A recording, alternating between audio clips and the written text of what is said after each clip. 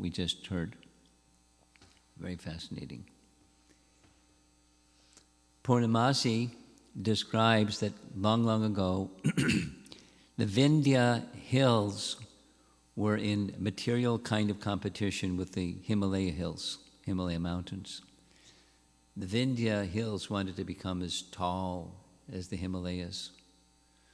So in a competitive spirit, Vindhya was trying to reach taller and greater heights. And Agastya Muni, he understood this pride of India, so he went on pilgrimage to the Vindhya hills. And as soon as Agastya came, Vindhya bowed to pay respects to Agastya. And he said, very good, stay like that till I come back. And he didn't come back. So Vindhya was unable to compete with Himalayas in that way.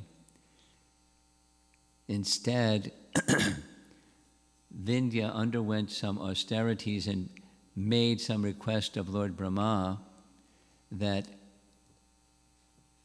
Vindhya could have a son-in-law who would defeat Himalaya's son-in-law. So who's the daughter of the Himalayas? Parvati. So who's the husband of Parvati? Lord Shiva. So the son-in-law of the Himalayas is Lord Shiva. Now who's going to defeat the son-in-law? Is Krishna.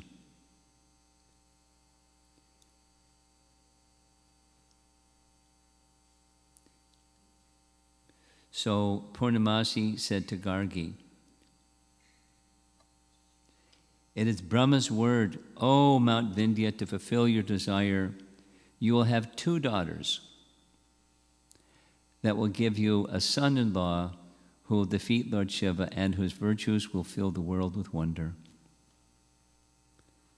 This is grandmother and granddaughter. Gargi replied, how did Radha go from Mount Vindhya to Gokul?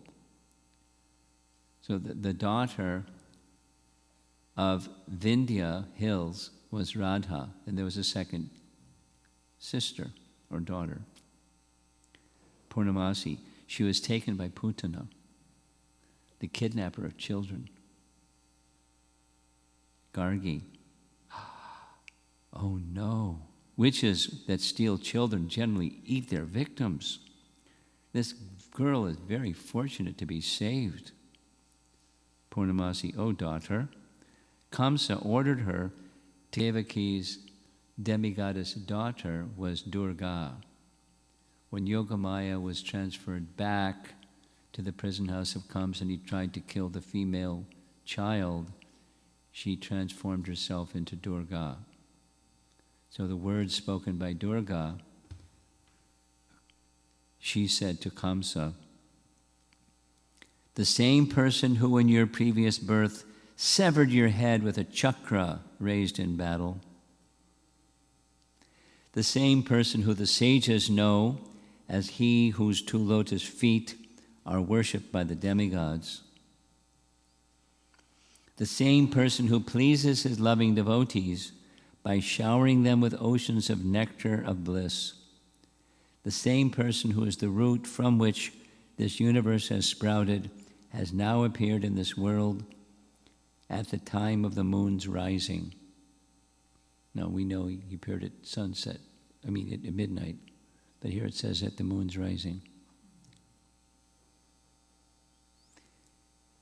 Durga said, today or the day after, 8 sublimely sweet Shaktis will appear on this earth, 2 sisters who are like great palaces of beautiful transcendental qualities will also appear. 8 plus 2.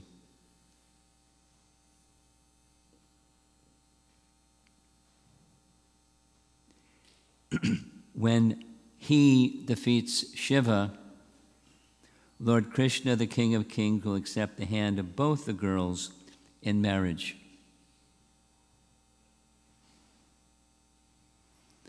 Now here's a detail. There's scriptural evidence for this, but it's a core part of Rupa Goswami's Vidagdha Madhava, this book that we're speaking from, that each of the 16,108 queens of Krishna have their spiritual counterpart as gopis, each and every one of them. You'll hear that shortly. But that's the picture that Vidagdha Madhava is portraying. So Radha is one of the sisters. The other sister is Chandravali. They were born as daughters of Vindhya Hills. So listen, it gets a little more involved. To the second sister, Chandravali, Purnamasi. When Vindhya's chief priest, Vidarbha province is the place where Bhishmaka ruled, and Bhishmaka's daughter was Rukmini.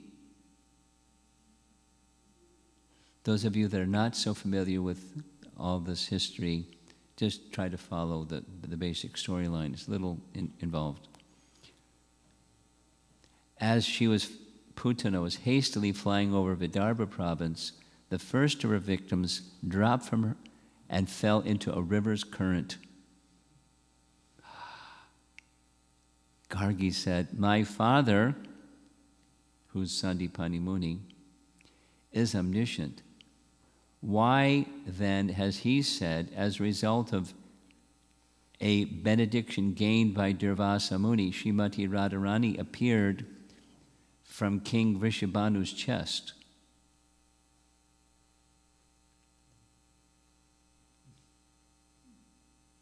Answer.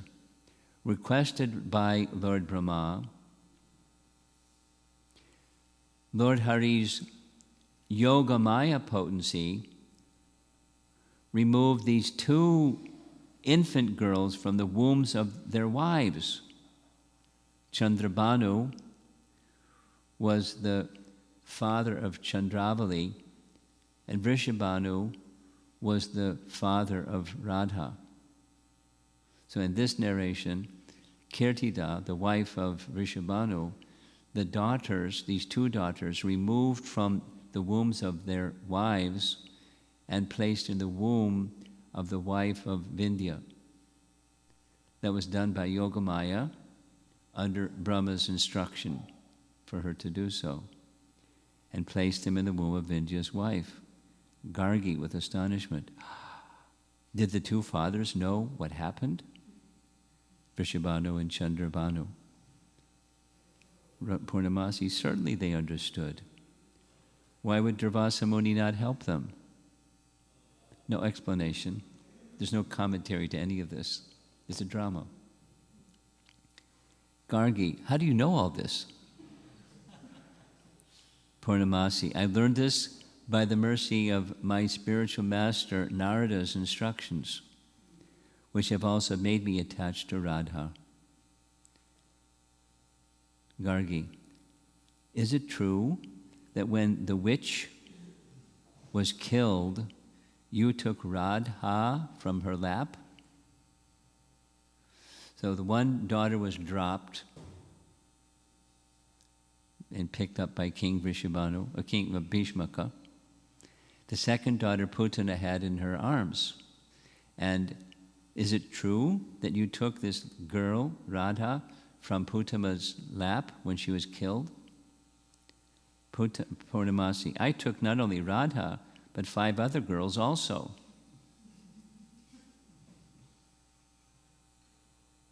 Who were they?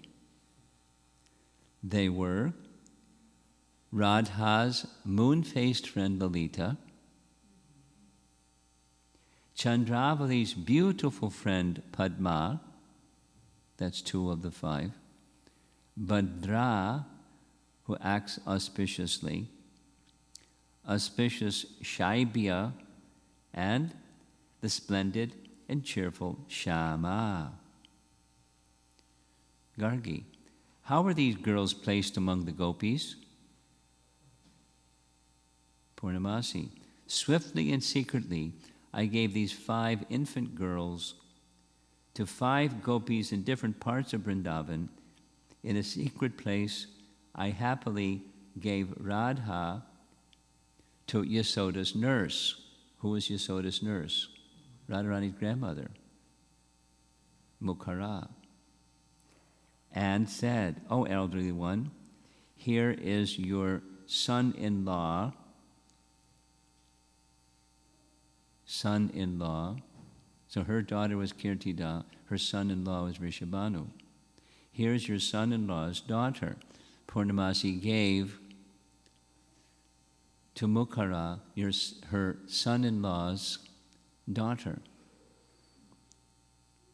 taken from the womb of Kirtida by Yogamaya, under Brahma's instruction, placed in the womb of Vindhya hills, kidnapped by Putana, taken by Purnamasi, given back to Rishabhanu, saying, "Here's your daughter."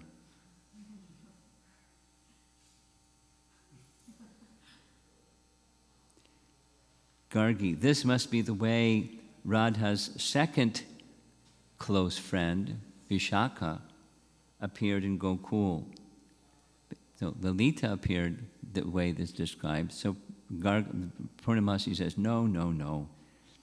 Jatila found her floating in the Jamuna.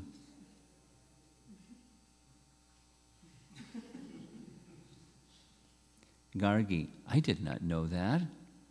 Who found the Vindhya's first daughter? That's Bhishmaka's daughter, Rukmini. Who found the Vindhya's first daughter as she was floating in the river's current? Purnamasi, Bhishmaka. Alas, the cruelty of fate who has separated these 2 sisters. Purnamasi, my daughter, fate then reunited them, Chandravali and Radha. In this way, fate's mercy may be seen. Gargi, how did that happen? Purnamasi, Chandravali was the granddaughter of Karala. So Chandravali becomes Rukmini, right? She was the granddaughter of Karala. Jambavan, who lived in the caves of Govardhan Hill and the Vindhya Hills, kidnapped the 5-year-old Chandravali and forcibly took her from Kundina city, that's the capital of Bhishmaka's kingdom, forcibly took her at 5 years of age. He did this on the orders of the goddess Durga, who was staying then in the Vindhya Hills.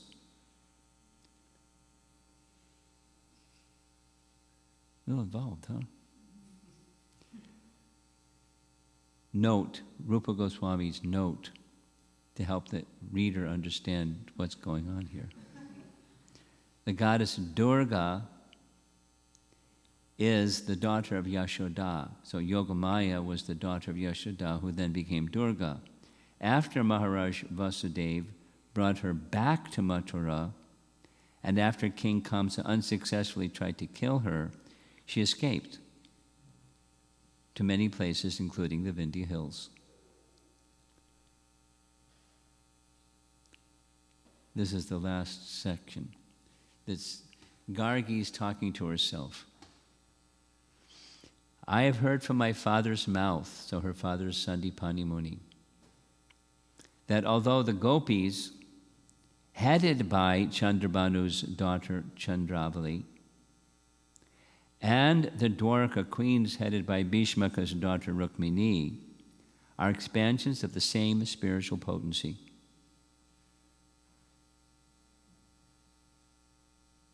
Nevertheless, their potential matters.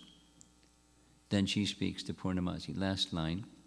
It is not that the Yogamaya potency forcibly presented the marriage of Govardhan and the other gopas with Chandravali and the other gopis.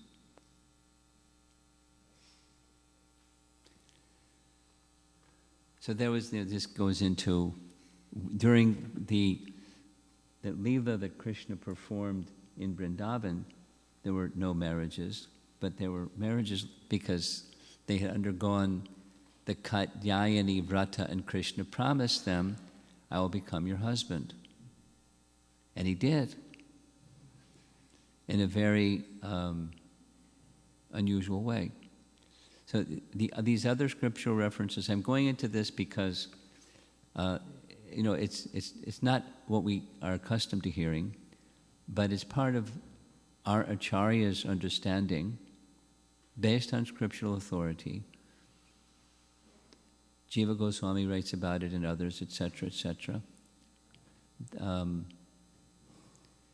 That just as Krishna expands, and he has various expansions, there's the Vishnu expansions, and there's the Leela avatars, and there's other avatars that expand from the original Krishna. Yes? We all know that one. Similarly, Radharani, the Shakti, she expands in various ways, in various ways, in various ways. Her expansions, all the gopis are her expansions. And those it's very intriguing. But so it's Krishna's enjoying. This is a fundamental understanding of Krishna's pastimes. He's just enjoying. There's Sanskrit phrases that indicate it's just his playful pastime. And he enjoys within himself, he enjoys others enjoying various exchanges with him, and so forth and so on. Sometimes he enjoys being unable to defeat Jarasandha and has Bhima defeat Jarasandha. Sometimes he does different things at different times, and he enjoys. He is enjoying. It's his potencies, and he's enjoying. He's enjoying bhakti rasa. He's the source of all rasa. Rasa vaisaha, the absolute truth. He is rasa. And part of his rasa is his own, and part of his rasa is his devotees. So he does mysterious things just for his enjoyment. So that's our visit to Raval. And there's other descriptions. One description of Radharani's appearance is very similar, but this pastime of Rishabhanu finding Radharani is at Varsana, and sees her in the lotus by the side of a river. It's the same, and so on. There's others from other Puranas, meaning other days of Brahma, where Radharani makes her appearance in other ways. Rishabhanu is plowing a field, and she comes out of the field from the plow. Very similar to Sita's appearance. There's Puranic descriptions. So we're on the eastern side, for those who came a little late. We're making a visit to Vrindavan, and we're starting on the eastern side of the river Jamuna. Spiritual strength, we require the blessing of Balaram to be successful, to do our devotional service properly with spiritual strength. He is the source of that spiritual strength. In Krishna's pastimes in Vrindavan and Krishna's pastimes out of Vrindavan, he was in Krishna's constant association. I mean, there were times when he wasn't present for certain pastimes, etc. But when Krishna left Vrindavan to go to Mathura, he was with Balaram. And when Krishna left Mathura to go to Dwarka, he left with Balaram. And they were doing so many, many, many things together because they're transcendental brothers. The way that Prabhupada says is they're the same. The first expansion of Krishna's Balaram, identical in all respect with Krishna, except one is blackish and the other is white like milk. And there's another difference besides that one, and that is Balaram just likes serving. It's easy to speak at length about Balaram. We could spend a whole day speaking about Balaram.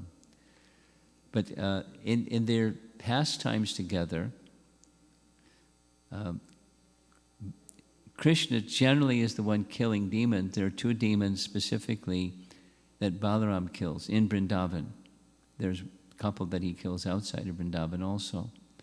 But in Vrindavan, Pralambasura and Dhenukasura. And the Pralambasura demon appeared in a tricky way. He appeared as if he's one of the cowherd boys. But immediately Krishna recognized he's not one of the cowherd boys. But he didn't say anything. And Balaram didn't catch on either. Because the way, the chapter in which this is described is really long section describing the playful activities of little boys in the forest. And one of the things that little boys do, as we all know, is they like to wrestle.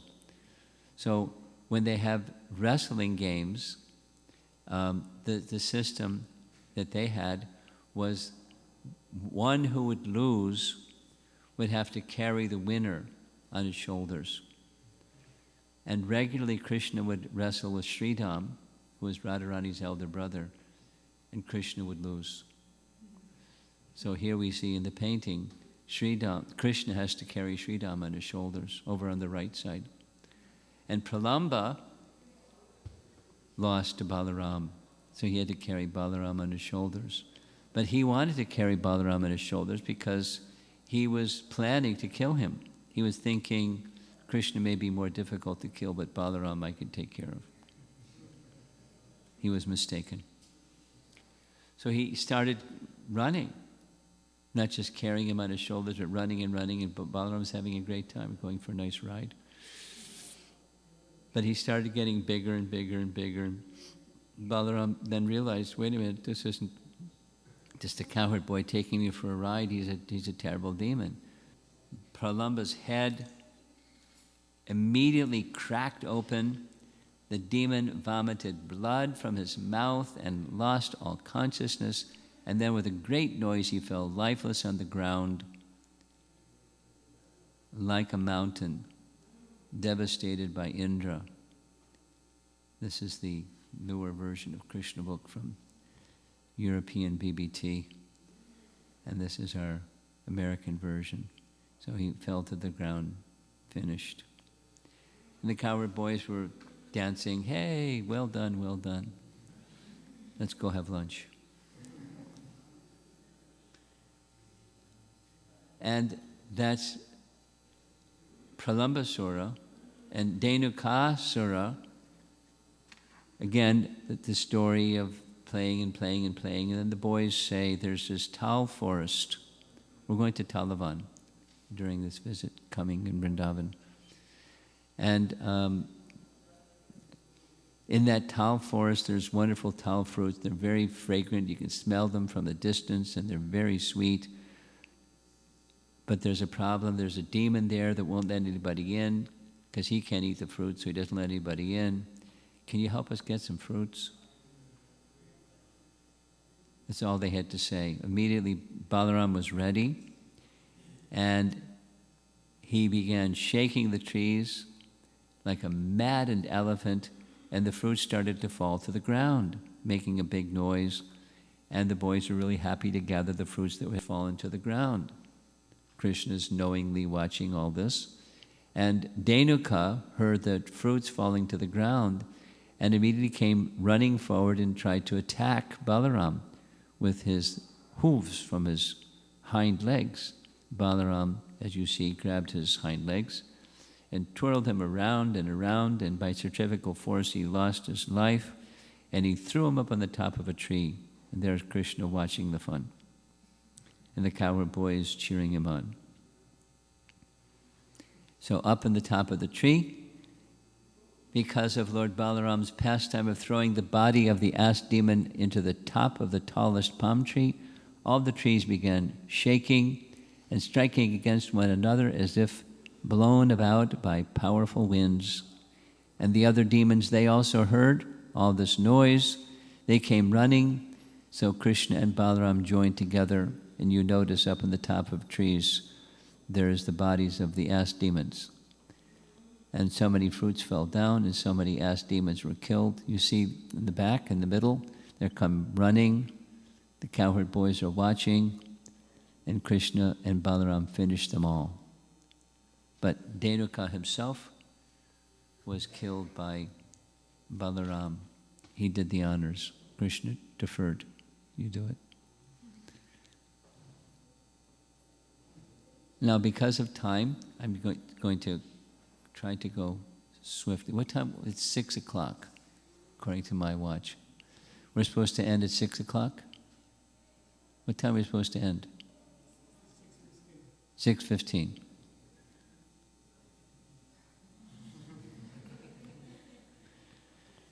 Also on the eastern side of the river Jamuna is Nanda's palace, and the Damodar Leela took place during the Kartik month coming up. And it's such a nice pastime that we sing about it every day. It's a special, read it carefully in Nectar of Devotion. And the Kartik month and Kartik vratas and offering a lamp, there's so much glorification of, in addition to our singing that 8-stanza song, the Ashtaka, it has a lot of meaning, spiritual meaning for the devotees, because the Leela is very, very meaningful. Specifically, how the love of Mother Jasoda binds Krishna. Not the rope of Mother Jasoda, but the love of Mother Jasoda binds Krishna. This name Damodar comes from the Leela itself. Dama means rope, and Udara means abdomen. Now here's the place where this Leela took place, a photograph that was taken about 3 days ago with a nice motorcycle at the entrance. And in the back is the temple itself. It's a very small, quiet little place.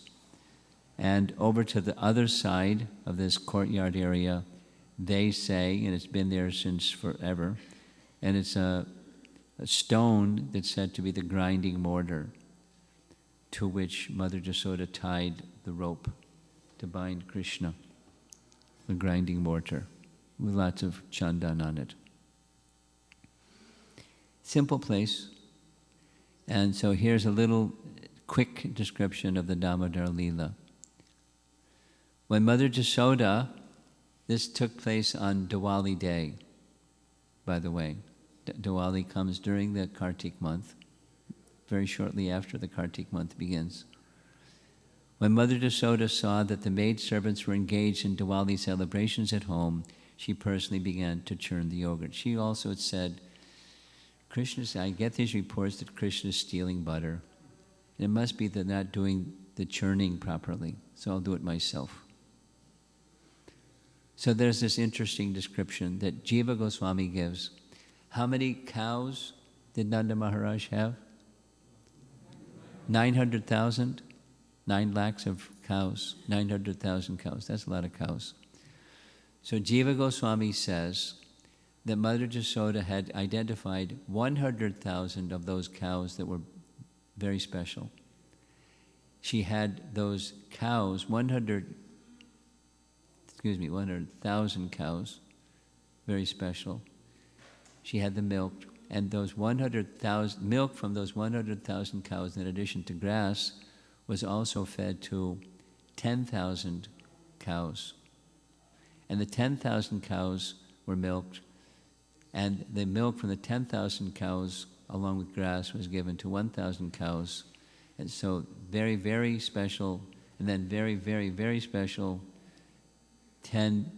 1,000 cows' milk was given to 100 cows, along with grass. And the milk from those 100 very, very, very, that's 3 varies, special cows was taken by her to make into yogurt, and then she churned the yogurt, because yogurt makes better butter than milk. If you're a Brijbasi, you know that. If you're not, now you know it. So she was churning the yogurt. And as she was churning the yogurt, there's a system. There's a churning rod. And a rope keeps the churning rod vertical. And she would move her arms back and forth, churning.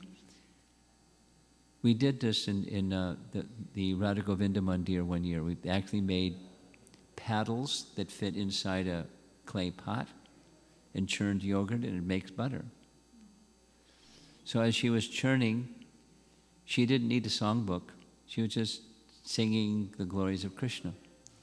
And as she was singing the glories of Krishna, churning the butter, she had bangles on her arms, and it was making a sound like kartals, ching, ching, ching, ching, ching. And the paddle was making a sound like a mridanga, boom, boom, boom, boom, ching, ching, ching, singing songs glorifying Krishna. She was very happy. This is the different, so many cows.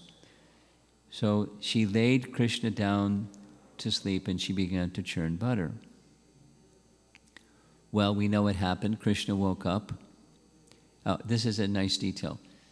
Dressed in saffron yellow sari, how she is dressed, the flowers in her hair, and details like this. It's part of, just hearing the pastime, in other words, is part of the stimulation of the ecstatic love of parental affection.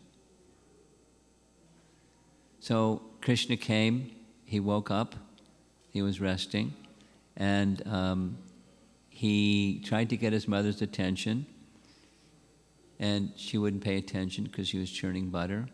So he just reached out and grabbed the churning rod. She couldn't churn anymore. So she understood what that meant. He wanted to be fed. And so she put him on her lap, as mothers will do. And there she is, looking into his eyes.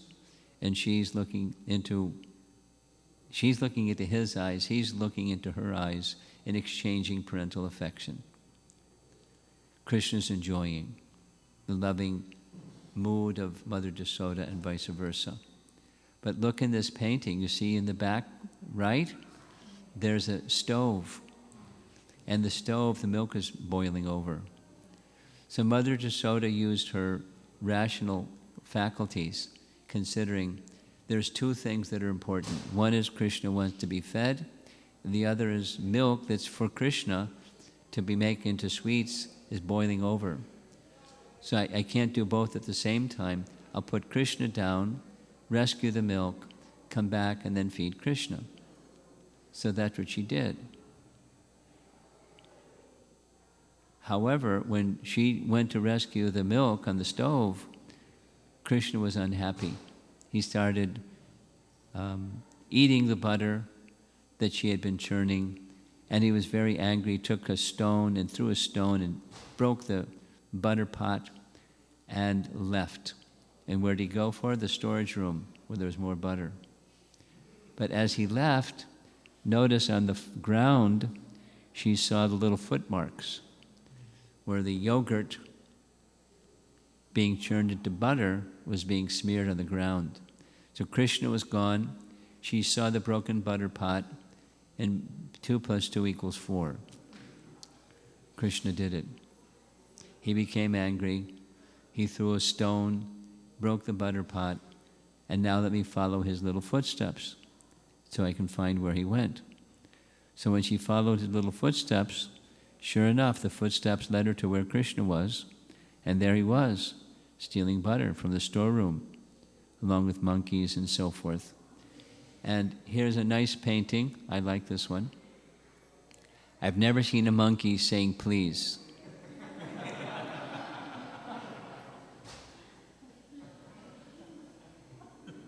But these monkeys are being portrayed as being very gentle,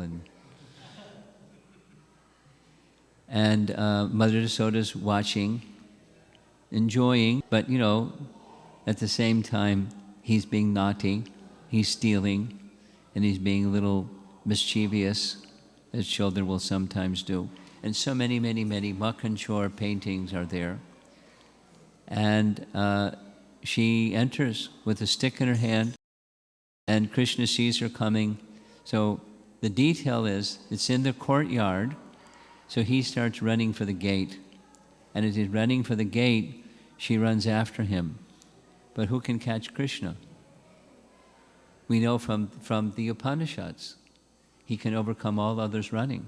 What to speak of Mother Yasoda? And then finally, she's able to bind him. After getting many, many, many ropes, Krishna permits Mother Yasoda to bind him, not specifically with the rope, but the rope of her affection. Krishna becomes bound.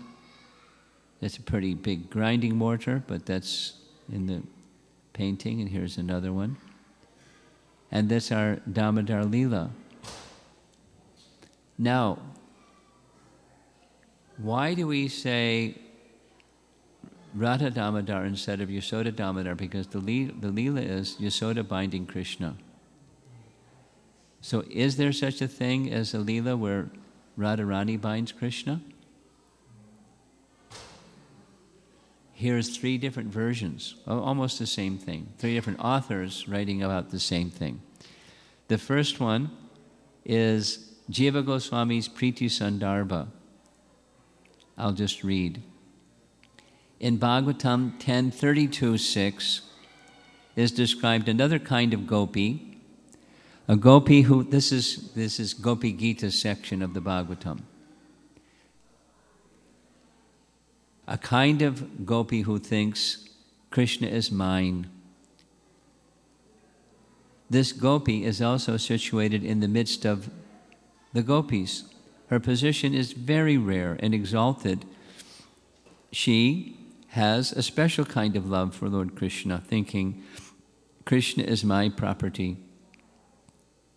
She stares at him with frowning glances and enjoys other like pastimes with him. This particular gopi is Sri Radha. Her exalted position is described in these words, describing the month of Kartik in the Braja Ratnakar Dhrita part of Bhavishya Purana. That's the source. There's other sources. Quote, that evening, Lord Krishna went to Radha's home. Angry, she bound his waist with her own sash. Telling her about a great festival at his home, Lord Krishna pacified his beloved Radha, and she set him free. That's Radha binding Krishna, and the festival is Diwali, same day. Here's another reference. This is taken from Jiva Goswami's Radha Krishna Charan Deepika. Krishnarchana Deepika. In Goloka Vrindavan, Lord Krishna eternally assumes a youthful form. In this form, he enjoys various ways, along with his beloved, Srimati Radhika. Once during the Kartik month, he stayed home to celebrate the arranged by Purnamasi. Due to the festivities that day, he arrived late at night to meet Srimati Radhika. In a state of anger, she tied him up using her waistband as a rope. Krishna then narrated everything that had taken place at his home that caused a delay. This story appeased her, after which Krishna said to her, "O slender-waisted Radhika, I am most satisfied by this action of you. This name of mine will be manifest in the material world. In this month of Kartik, one who worships me with you, according to the rules of the scriptures, will attain the fulfillment of all desires." And this is now Krishnadas Kaviraj writing a commentary to Krishna Karnamrita. In his Krishna Karnamrita, there's a commentary to Bhavishyotara Purana. Similar. Having missed a rendezvous with Srimati Radhika, Krishna was passionately frowned upon by her and was subsequently bound up by her golden waistband. He then proceeded to offer the explanation that his delay was due to the great festival of the Kartik month that was being celebrated by his mother. I meditate upon him, who thus became known as Damodar, who in this bound condition offered many excellent words of flattery with erect goosebumps on his body. Bhakti Siddhanta narrated a similar pastime with Radharani binding Damodar with a ribbon from her hair. It's 6:15.